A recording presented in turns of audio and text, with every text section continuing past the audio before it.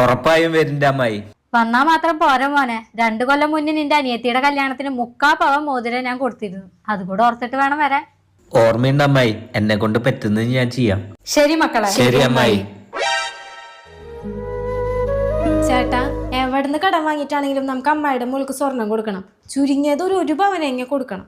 എടി, എനിക്ക് അതിന് ആകെ 25,000 രൂപയല്ലേ ശമ്പളം ഉള്ളൂ. അതൊന്നും എങ്ങനെ വാങ്ങാനാ?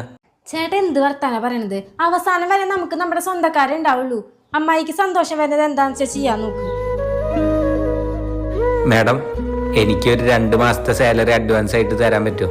നിങ്ങൾ ജോലിക്ക് കയറിയിട്ട് 6 മാസേ ആയുള്ളൂ. അതിനിടയിൽ എങ്ങനെ 2 മാസത്തെ സാലറി അഡ്വാൻസ് തരിക? ഹലോ, ഒരു 50,000 രൂപ കടം തരാൻ പറ്റുമോ? ഞാൻ നാട്ടിലില്ല, എനിക്കൊന്നും തരാൻ പറ്റില്ല. 10% പലിശ. എന്താ ചേച്ചി പലിശ 10% എന്നൊക്കെ പറയുന്നേ? വേണമെങ്കിൽ വാങ്ങിച്ചാ മതി. വേണ്ട ചേച്ചി.